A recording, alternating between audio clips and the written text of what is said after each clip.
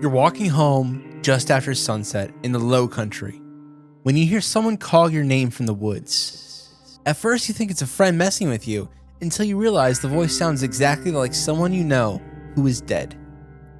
You tell yourself it's impossible, but when it calls your name again, closer this time, in the South, there's an old warning. Never answer a voice that you can't see, because sometimes what's calling you isn't a person.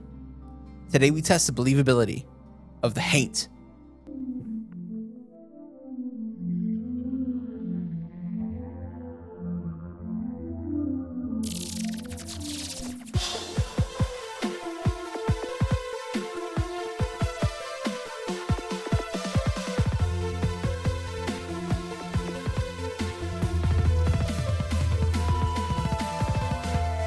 Welcome to Believing the Bizarre, Where we dive into the unknown and the unusual. and tell you whether or not we find it believable. Going down south today. Hope you're ready for this. Lowcountry. Lowcountry. I've been to Savannah. I've been to Charleston. Mm. It's hot and humid. I had a great burrito in Savannah. What are you going to say? I've never been to this area, really. I've driven through it. Shout out the lawyer Harry Brown.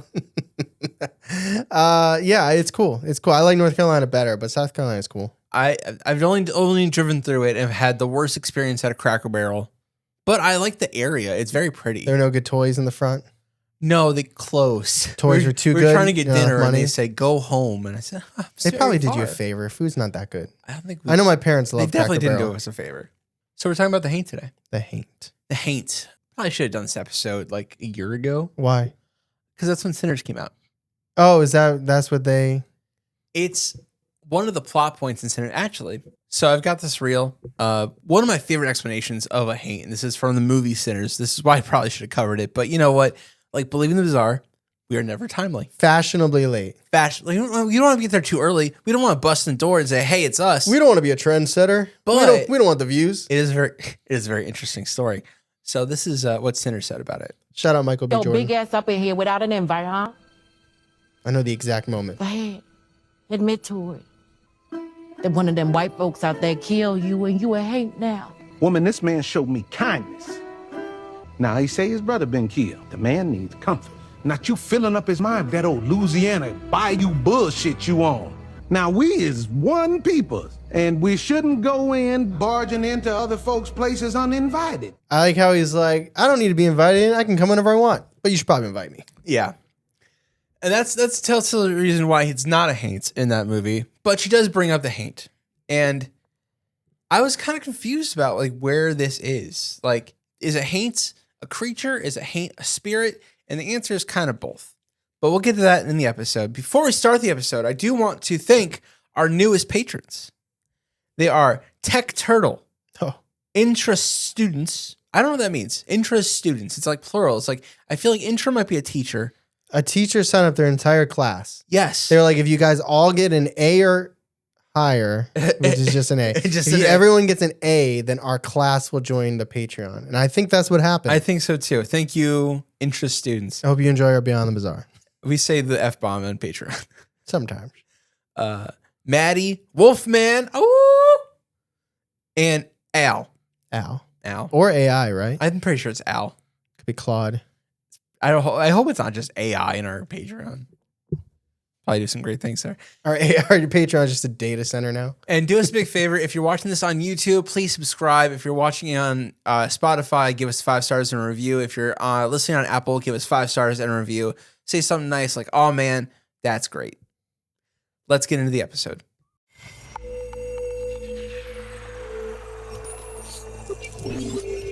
My sources today, I've got a lot. Ready? Sinners. The beginning of Sinners. The end of Sinners. Just interview with Michael B. Jordan. Ryan Coogler.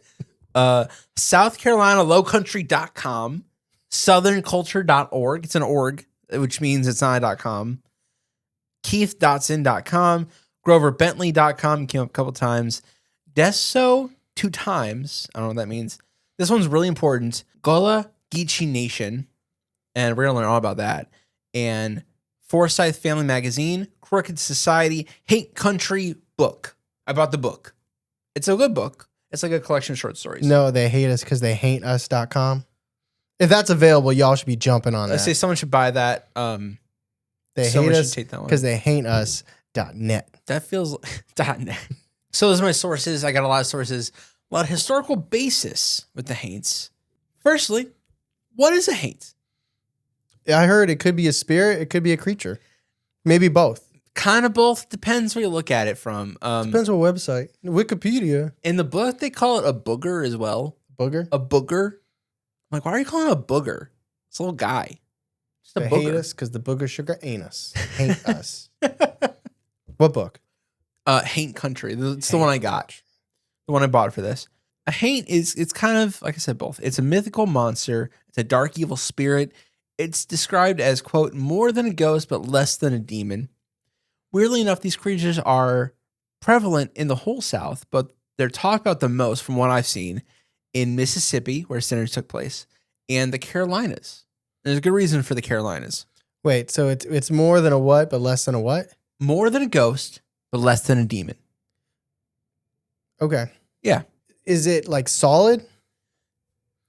Depends. Is It depends. Is it tangible? This is kind of like the most fluid entity creature thing we've ever talked about. But it was never human. Depends who you talk to. All right. I know, right? Okay. I've got more here. This thing got yes and into oblivion over here. Sure, it could be. I mean, yes.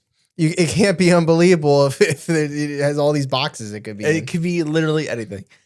So it's a spirit that lingers, and it's supposed to be mean and hungry and, quote, unfinished. I had a teacher that was a haint. We're just gonna start throwing it out there. Some legends say that the haint is a spirit, that it was a wrathful person who died, but some say it's something that's older than people, that it's tied to the earth. Dinosaurs. It's a dinosaur. Or that they're just a soul trapped and been twisted by hate. Okay. So what is a haint? It's more of a demon than a ghost, I think. Whatever you want it to be. Kinda. Well, it's an amalgamation between many cultures, and that's where it really comes down to why there's so much confusion. It sounds a little like a catch-all. Kinda. Which is okay. I was looking for more of a definite answer because in Sinners, that quote really stuck to me. I was like, oh, a haint must do this. This is what happens. But I think you're right. It's more of a catch-all for evil. A bad juju. Yeah, bad juju 100%, because I think they even mentioned it in that short, like, that Creole, Louisiana bullshit. Not bullshit. And that's not what I think. There's a quote. The Louisiana Bayou bullshit. Yeah, I find it very interesting.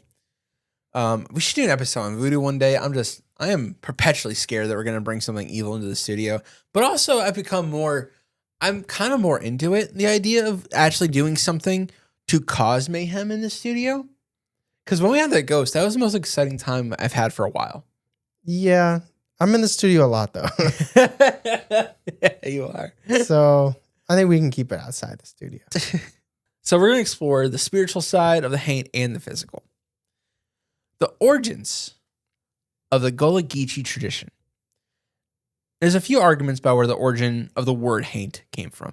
The first, and I think the strongest point, is that, like most things in the South, the word comes from stolen tradition of the enslaved Africans and the Gullah Geechee people, who are descendants of African slaves who live in Carolina Lowcountry and Barrier Island.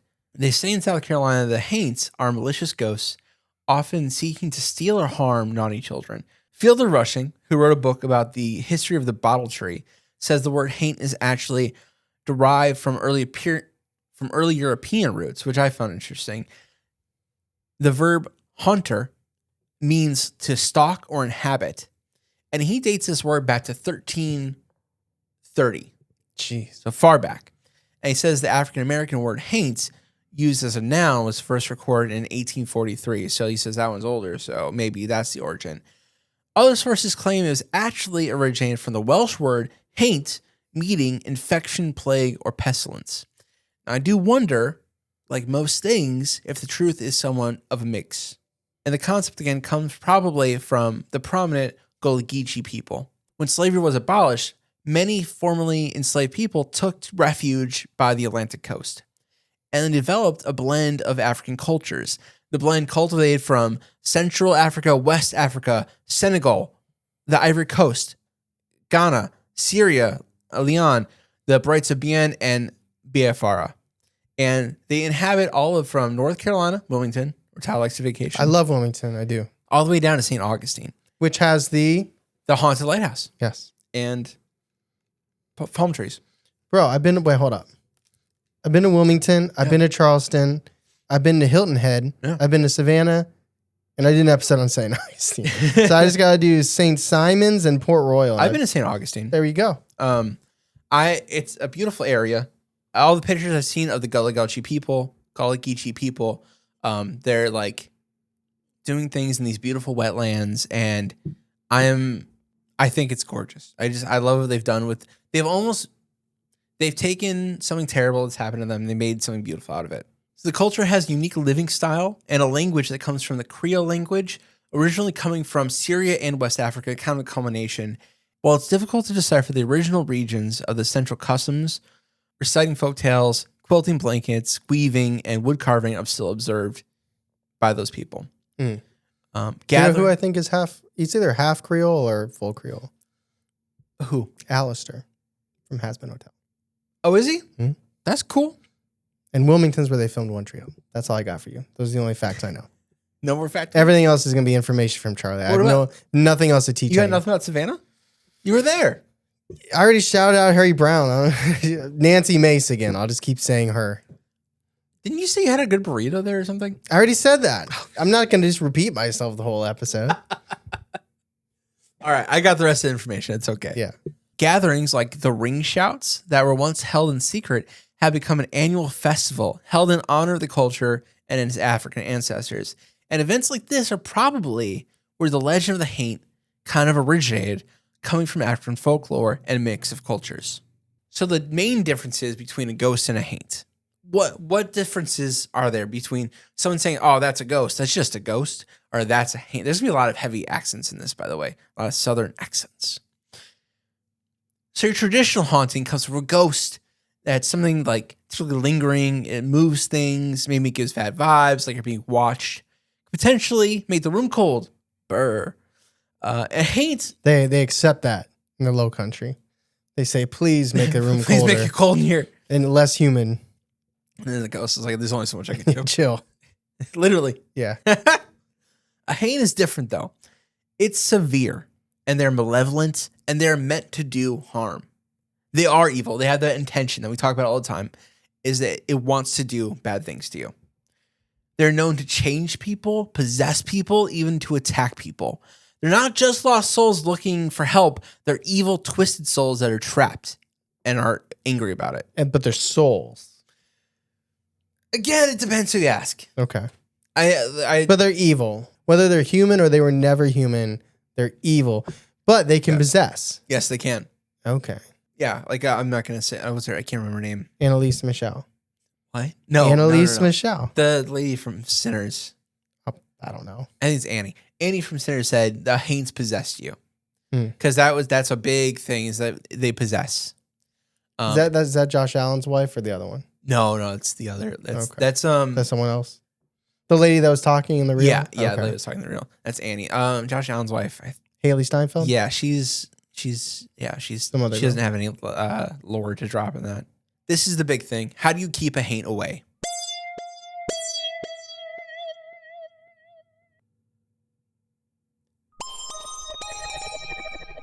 There are so many myths and legends about how to keep a Haint away.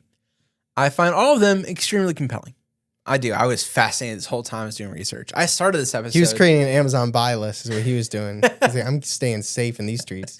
I started this episode before you left on vacation. Okay. Yeah. Just enough time for Amazon to deliver everything you needed. Well, I didn't buy a broom. We'll get into that. I didn't get into that. But I hope you own a broom. I do. Actually, I hope you own a broom.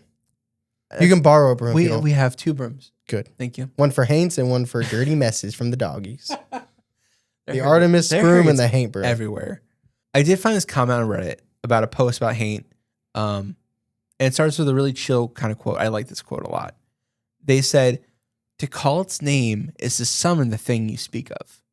Oh, good. I kind of want to like write that on the wall. Let's there. all say Haint together on the count of 3 at the same time. And it's going to be like, I don't know where to go.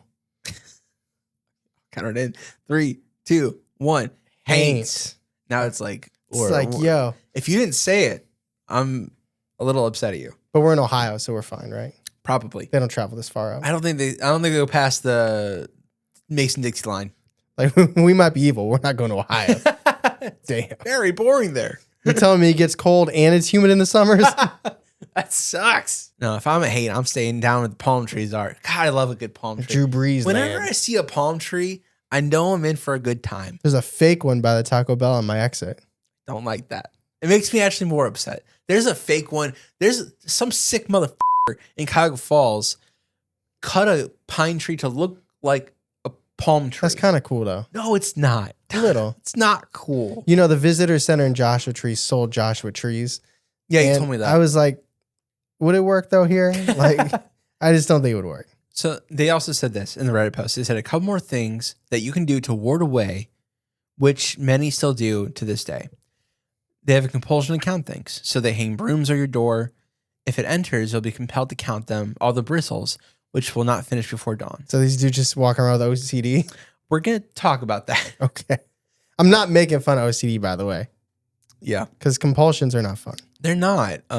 Leave an open book next to your bed. And they'll not be able to touch you without counting all the words. Bro, yo, get you Moby Dick, open it to page 1, and get the best sleep of your life.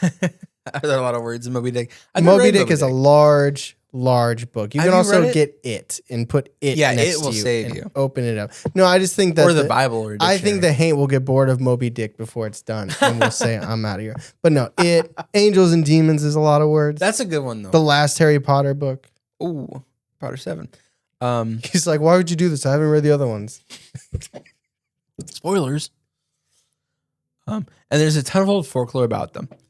I like this. It ends this Reddit post ends with this: how you can protect yourself in 4 easy payments of $19.99. I can teach you how. Oh, jeez. I don't know if that was a joke or not. I think it was. I thought you Still were doing very a funny. Smokey the Bear, like only you can No, prevent Haint attacks. I just love how they said, "I'll help you if you pay me." There should be a local broom store that really jumps on this. I bet there is. Protect yourself. Buy I our bet- big sturdy brooms. I bet a witchcraft store down south definitely does. Oh yeah. These brooms ain't just made for sweeping. So I've got a lot more information about how to protect yourself. This is how you would do it. These are all traditional ways to how you would protect yourself from an evil spirit, specifically a haint. Haint blue ceilings. Have you heard of that? No. So I brought this up to Patreon about a month ago during book club, and I think Shannon was like, "Oh, does a haint come from Haint blue?" I was like, "Well, assuming yes, because the name's in the color, and it is." I found a lot about that. So this is the traditional style here. Kind of cool looking. It's gorgeous. I actually really like it. And the idea is that you paint the top of your outside porch with a light blue color. It's light blue. I don't know how to say it. You got to trust the technician at Walmart or Home Depot to get the exact color you need to protect your family Yeah. from a haint. You could do, I saw there's a couple of different shades actually. Like you could do like a more of a teal color. You can do a really light blue color, robin's egg. But it's not just a pretty color, but it is pretty.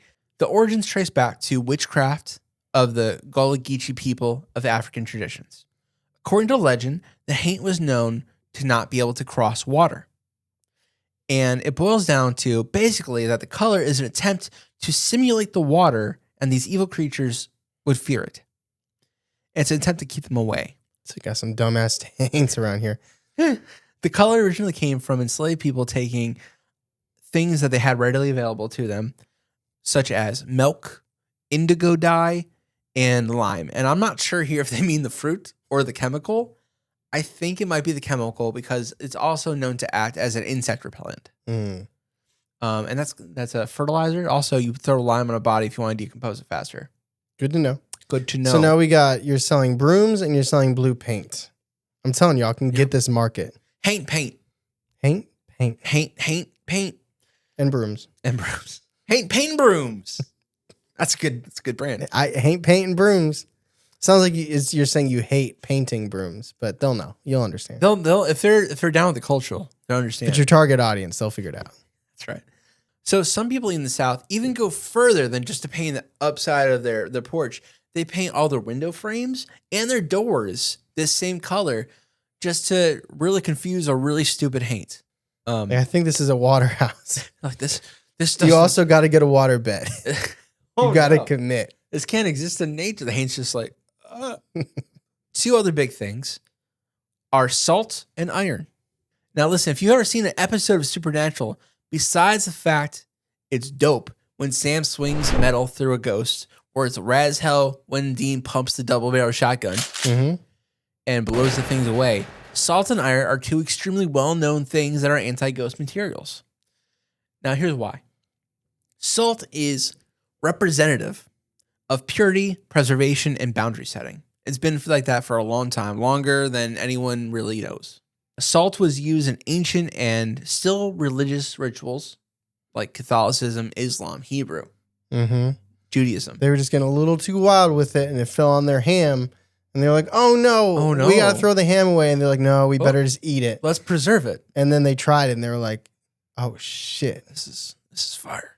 And iron comes from the earth, and it's forged through heat.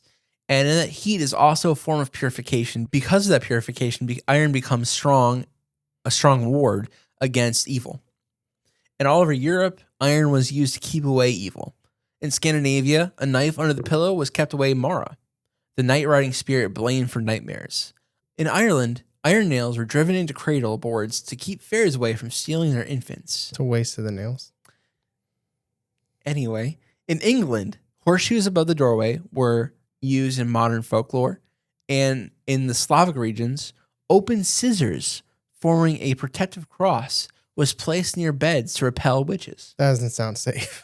That does not sound safe at all. That sounds like a midnight drink of water. It does. Is a quick trip to the doctor with a sliced foot. It does feel like that's something should be used in an A24 movie. Yeah. Yeah. In West Africa, iron is sacred, and Yoruba is the deity of metal, warfare, and protection. Iron objects were placed at thresholds, shrines, and personal altars. And the people of the Gullah Geechee, of course, like many of their traditions, kept this in their practices and combined it with the traditions from the European people, from the cultures, and iron became a prodigious weapon against the haint. Now, brooms on the door and the sweeping ritual. One of the most common and effective ways to repel a haint, or at least distract them, is to hang a broom above your door. Now imagine a demon monster lurks at your side of your house. Its skin is pale and its hair is falling out.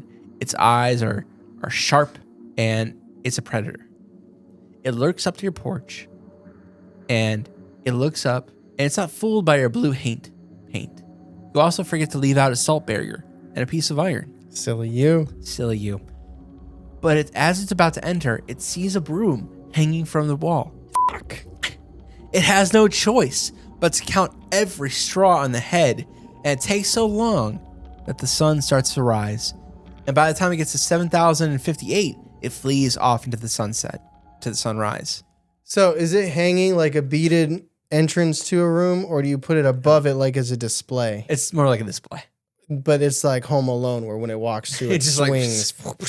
Set that trap. Sweep that face away. Yeah. Says, no, you ain't. Oh my God. Let that linger. You got to paint the handle of the broom that blue too. And put just a little dusting of salt on it. Yeah. Make that broom legendary. Imagine like, for some reason, I think like Solomon the White, but it's blue paint, and like just like all the walls. Also, it's a tradition to, at least in Louisiana, this one specifically, to hang newspaper papers on the wall, because if that happens, they're forced to count all the words on the newspaper. What you do is you capture a haint in a room where all the walls are blue and there's salt around it, and then you turn it into, and a bunch of brooms everywhere, and you turn it into your own audiobook reader. Oh. And you just give it books and it reads them out loud to you, and you say, thank you, haint. But it's not reading the words, it's counting them. Well, you could teach it.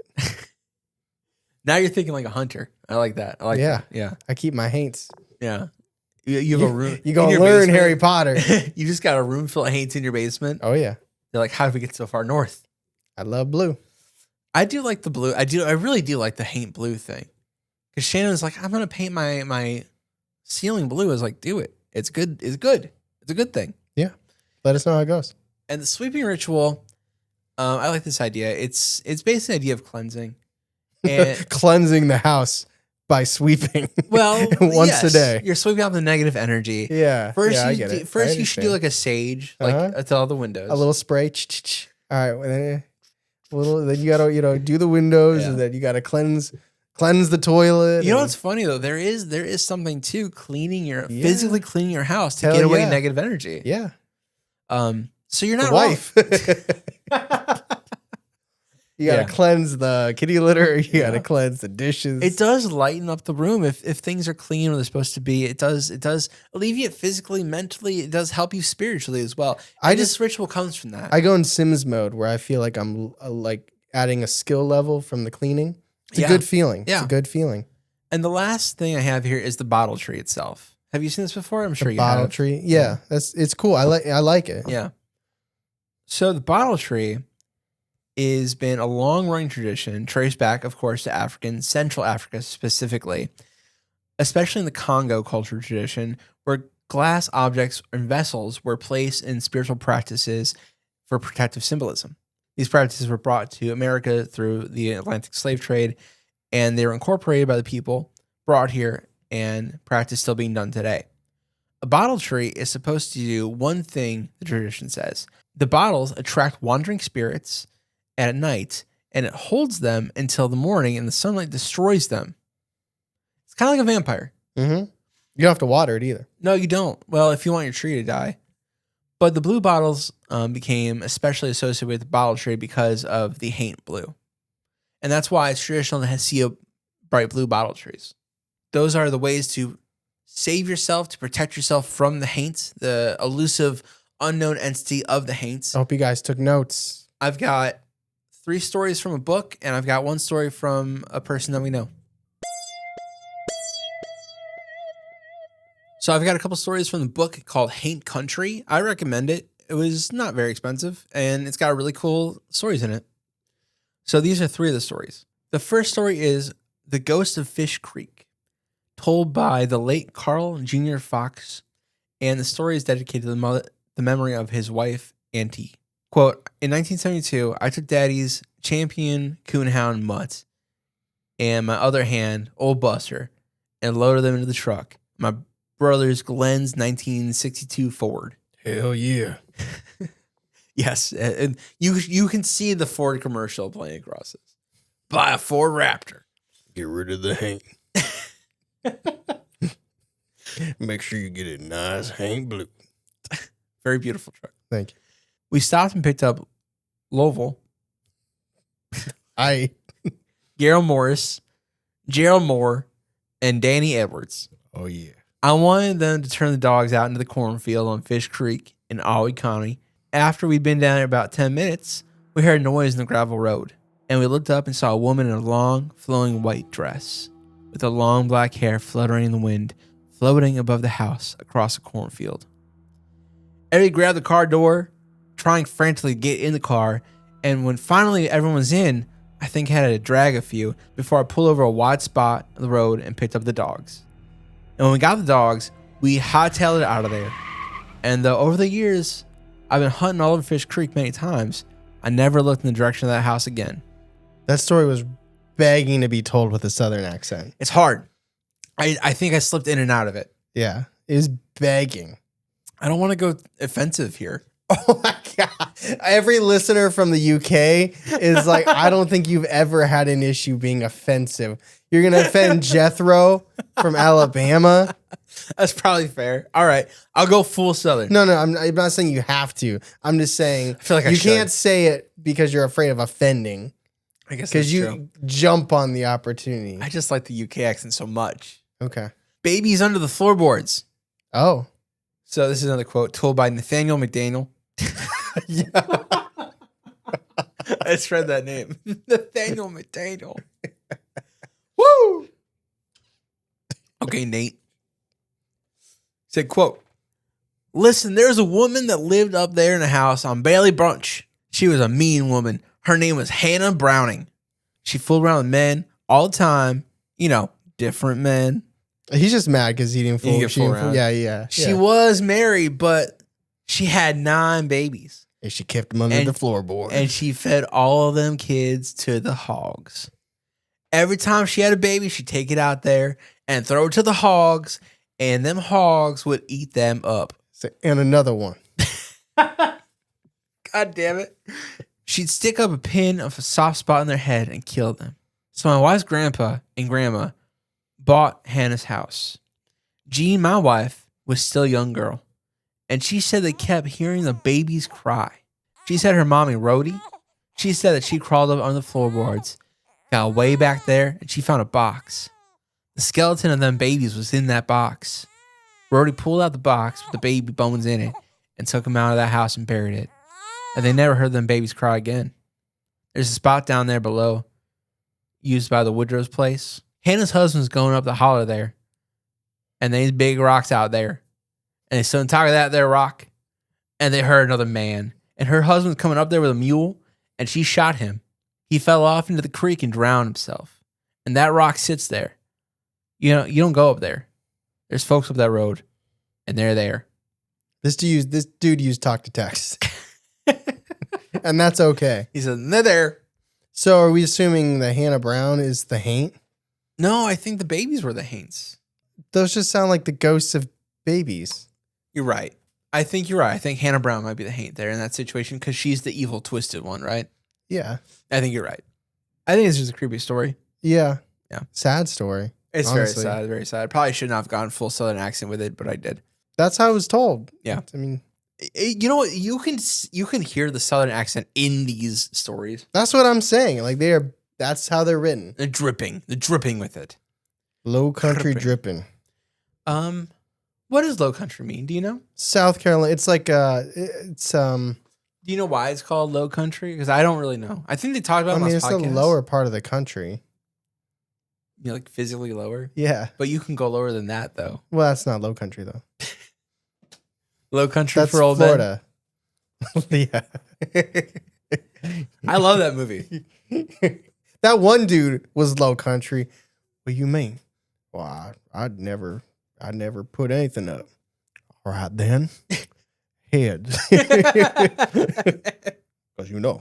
once you put it back in your pocket, it's just a quarter, which it is. That's my Javier. That's pretty good. Thank you. That's pretty good. God, that's a good one, though. That's a good movie. It is a good movie. Last story from the book.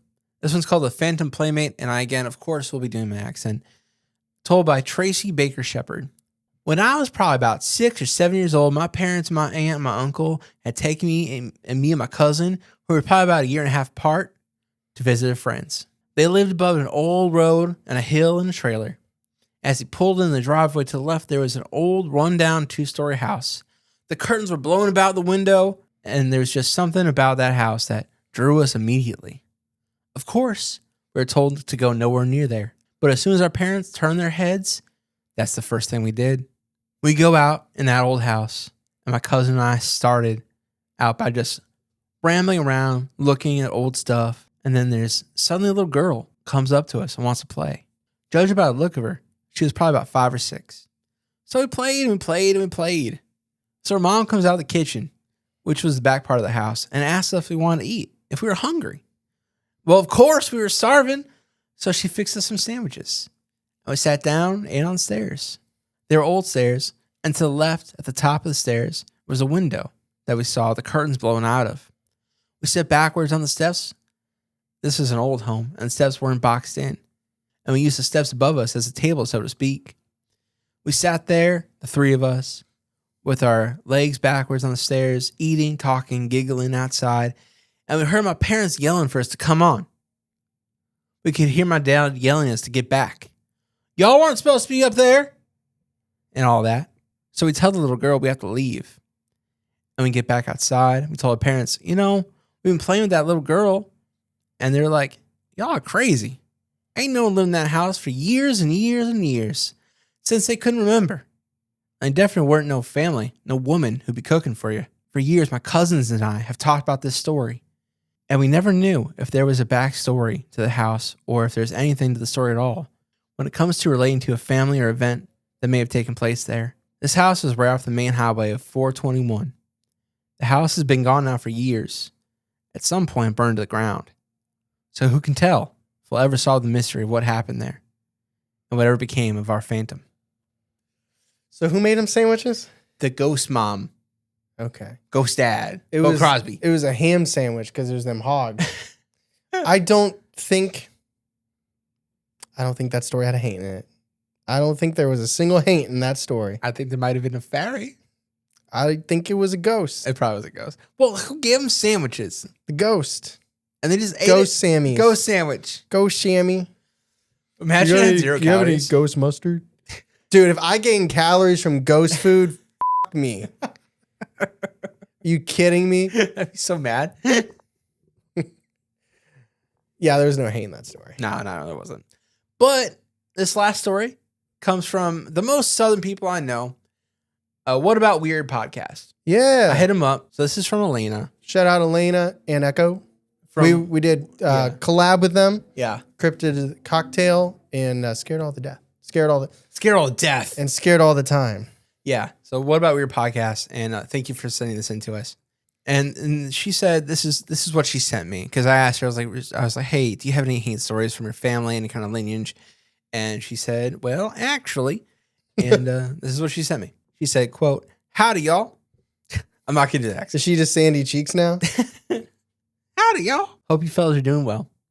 You'd asked me to write about my family's haint stories, though some people think that this one would fall under the Shadow Man encounter of the stories that I have, because I feel like it fits, though, what you're looking for best. I actually debated sharing this one because it still freaks me out thinking about it. When I was probably about 13 or 16 or so, I went through a period of my life where I would see this being around. Sometimes it was in the woods, or I'd see it in my closet if I left my closet door open. Sometimes it would be in the corner of my room. And sometimes this being would appear in my dreams. And the dreams are what I remember the most. So the being was tall, almost up to the ceiling, made of black smoke, and it had yellow eyes. I've since been looking into beings like this, and I haven't found anything outside of the show Supernatural. Anakin. Yellow eyes. Oh, yeah. Anakin's wrecking ass on Mustafar. I killed all the younglings. And the trade federalist people, the government people. You guys I know that hate one. sand. New Gunray. Y'all know who I'm talking about. I would say he does kind of have a point about sand, though, right? A little bit, it gets everywhere, it's itchy. Yeah. Oh, yeah. A little bit. Sand should only be at the beach when you want to be on the beach for a beach day. I'm not saying it's worth killing all the sand people, but he's got a little bit of a point. If I liked sand more, because I work from home, I would just put a sandbox underneath my desk and feel like I'm at the beach. I wish I could do that in my office. But my cats would have other plans for that sandbox. They would, and that's the problem. That would That's 100% be a problem. Who knows? Maybe watching the show Supernatural influenced my experiences. Team Dean? Maybe. I'm Team Dean. Yeah. I mean, I like Sam. I do like Sam. I do. I like them both. But ow. I thought you were going to keep it open. Ouch. I do like them both, but I do prefer Dean. For me, it goes Dean, the dad, and then Sam. Oh, you don't got to make that long. I do like Sam because he's Dean in Gilmore Girls, though. I know, right? I think Which is that cool. all the time. Which is like, cool. Dean. I've talked to friends who've also had similar experiences to this thing I'm describing, almost the exact same way in very similar situations. It would always show up to me when I was stressed or when things were about to get really crazy with my family. When I was awake, I knew I was awake because I got up and I was doing stuff. And I should add here, I've never had sleep paralysis. The figure would never do anything. It would just be there in the corner of my eyes for a split second and then go away when I looked right at it. Things got a lot scarier when I was asleep, though. The dreams I remember the most, I was standing on a hill with a single tree in the field, One Tree Hill, and that was down the road from my house, and it was a lightning storm. Everything was black and white except for the thing's eyes. The lightning would flash, and he'd appear closer to me until he was right up on me, and he stabbed me in the stomach. I woke up freaking out and screaming, and that was the last time I saw him. About this time, I was getting into witchcraft. I grew up around a lot of people, older ladies that could be called witches, but don't say that to their face. The South is funny that way. I made my own mix of Southern Appalachian and neo-paganism practices. I knew enough not to mess with certain things like Ouija boards and how to properly protect myself spiritually. After that dream, I did all these things you're supposed to do. I cleansed my room, salt, and she said, and peppered. I was like, you salt and peppered your room? Little garlic salt, little paprika. I salt and peppered my room, my bedroom window, and later the whole house when I knew I was alone. I put a lock on my hair in a jar with nails, a hot pepper, and broken glass, and buried it way out into the woods. I don't know shit about what that is. That's cool as hell. That is pretty dope. Someone's going to dig that up, though, in like 100 years and be like, what happened here? That's going to be like the Gatlinburg incident. What Gatlinburg? Not Gatlinburg, the Gottliebin. Gottliebin. The Gottliebin, they found the box with the It's hair. like, what does Tennessee have to do with this? I would like to do an episode about witchcraft, but Yeah. I don't even know where to I start would with like that. you to do an episode about witchcraft. I don't too. even know where to start. Right after with that. Hollow Earth, Whoa. Roswell. Whoa. Let's not volunteer me for all these episodes. Just the two that you said you would do. Those are the only ones. I just don't like being held down. I did the whole 9 yards. I never saw him again. No, you went 10. You first down. First down. You did it. Very cool, though. I've come to understand over the years of trying research and talking to other folks that things like him feed on fear and pain and anxiety. But I was a weird kid living on the edge of the middle of nowhere, left to my own devices much of the time. I got into some weird shit. I'm not sure where Yellow Eyes is, as I call him, came from. Maybe it was from all the exploring old forgotten graveyards and barns, or maybe he was just attracted to all the fear and uncertainty in my life. And maybe all of this was just a stress hallucination. Either way, be careful and take care of your mental health. Stay weird, Elayna. With that, those are my stories. That's what a haint is. Let's talk about it in the discussion.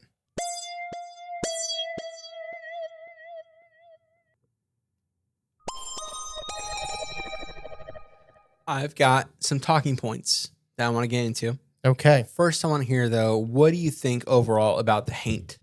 What is it? What do you think it is? I don't think anyone knows. I don't think so either. I think it's an evil entity amalgamation from cultures rather than, like, I think it's like a collective belief of like, here's this evil entity. Catch-all is probably almost offensive of a phrase, but I don't think it's like a werewolf or a vampire or a demon. Like, I think it's like if you come from that culture and you think there's an evil entity, I think you have the right to believe that it's a haint. Mm-hmm. I think I that agree it's with that. hard for anyone else to label it like when we do cryptid episodes, there's always the descriptor. There's like, it looks like this. Mhm. It's this color. It's about this high. Its eyes look like this. It's known to do this. Like, seems like we don't get that with the haint. And We even don't. like the encounters, like that one, like literally the book, what's the book called? Haint Country. It's called Haint Country. I don't think that those were haints. The first one, I think, was Which one? the one with the lady above the house. No, I think no. You thought it was the babies. Like, I don't think that. The first one with the ladies flying in the air. I Oh, think okay. That's a haint. Okay. I thought you meant the lady with the babies. No, that was the babies one. So 33% of the story. You know what I mean? It's just like, Yeah. it feels, it's kind of like foolproof against our believability scale, because It like, is. the more narrow something is, the easier it is to disprove it. Where Yeah. this is like, it's something evil. It's like a demon, but it's not. Well, a you demon. could also say it's working against it, because you could say it's just people miscategorizing or not categorizing enough. But my thing is, you know what it reminds me of, potentially? Because it's malicious. Well, not even that part. But the idea of that it's something evil tied to the earth. It reminds me of a jinn. Yeah, and I was thinking about this earlier in this episode that it's the same entity could have a different name Mhm. elsewhere. This right? is the definition of that. What episode was it where we're like, I know we mentioned it in Jinn, but this was a more recent episode where we were like, we would call this a demon. Yeah. Yeah, it's just the idea that in different countries, the same type of entity might just have a different name. 100%. I think this might fall into that. I've got 5 things I want to say. 5 points I want to go into. And I think one is what we just talked about, is that different creatures under the same title, different cultures are naming it this same thing, or different things. Like different cultures are independently describing the same entity, but there's so much variation to the entity. I think that almost dismisses it because it's so vastly different. in how it's described from encounter to encounter that it can be anything. Mhm. Why do people do rituals worldwide to protect themselves? I think the obvious answer is because it works. Or they believe it works. Or they believe it works, right?